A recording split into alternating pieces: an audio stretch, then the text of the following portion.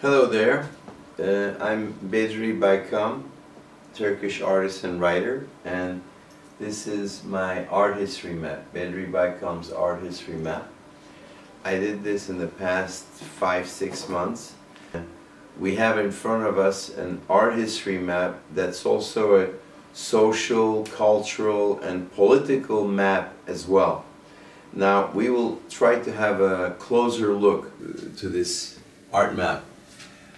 For one, as you see, we have the centuries, 13, 14, 15, 16, 17, 18, 19, 20th century starts here, lasts till here, and the rest goes till 2019. Now the two sides are different. This is the west side and this is the east side. No, we're not talking about New York. This is the east and west side of World Art Map. So west side here is all the important political figures like Kennedy, like Lincoln of the West, and you also have their writers, their filmmakers, their musicians, their innovators, their scientists. All these important people are on the left side. You have among them Darwin, Oscar Wilde, Karl Marx, Walt Disney. You have Ernest Hemingway, Isaac Newton, Descartes, La Rochefoucauld, etc. On the right side, you have all the important people of non-Western cultures. You have Russia, Far East, India, Asia, Turkey, Middle East, and you have all these people on the right side. Who do we find here? We find Gandhi, Atatürk, Che, Mao, we find Tolstoy, Gogol, Namık Kemal, Tevfik Fikret, Maxim Gorky, we find Tito, Yaşar Kemal, Turkish 68 leader, Deniz Gezmiş, etc., etc. And we have all their scientists, writers, innovators, all these important people from other disciplines, art and beyond, other art disciplines, as well as politics, as well as scientific, even sports figures. We have three big breaks in art, as I think. We have Renaissance, which is a break with the Middle Ages, as we all know, and this beginning of independency of man, vision in the arts. And here we jump down to Impressionism. Impressionism is the second big break, and then I believe that the third big break is Picasso, Braque bringing Cubism. Now after that, we can have many subjective interpretations.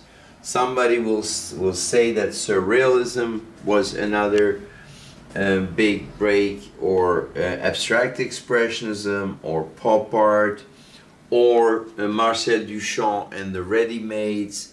Of course, this was a very important break also. That's why it's so big here.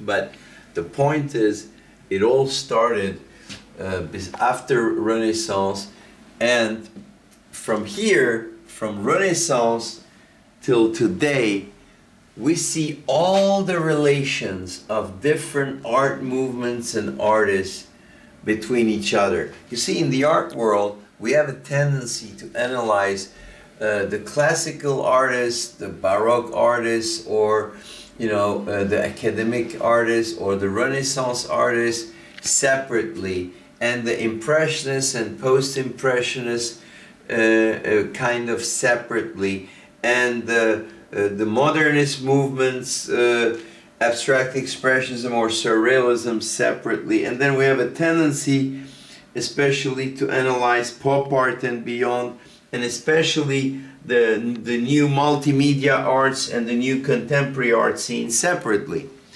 The point is, when you look at Hokusai's work, we see that Hokusai's big wave here is very close to the feeling that we later called pop art. And when you passed through, for instance, Sérusier and Vallotton and the French synthetic artists and the Nabis, this also definitely brings an attitude that is close to what we later called pop art. Or when you look at Art Nouveau and the work of, for instance, Musha and its poster-like designs, that is also very reminiscent of the pop approach.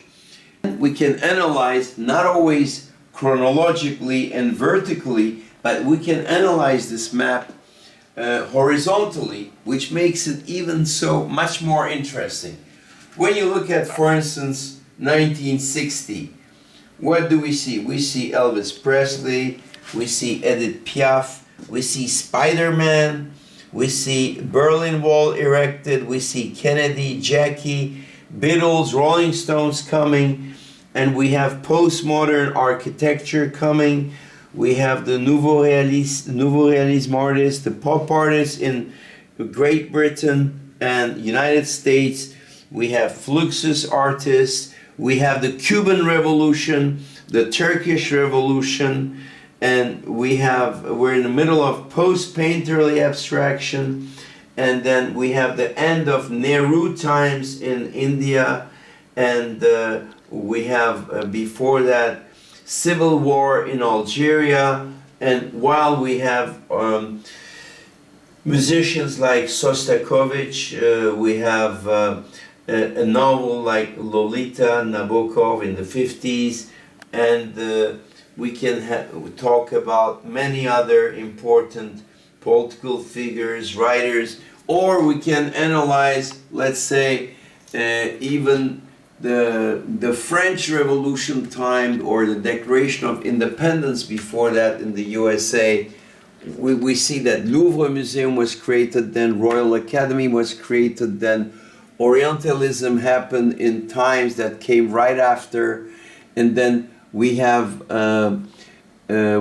German Romantic landscape painters like Caspar David Friedrich, or English Romantic painters, landscape painters like Turner, Constable. So all this makes us travel in geography. This makes us travel in time. This makes us travel in geography.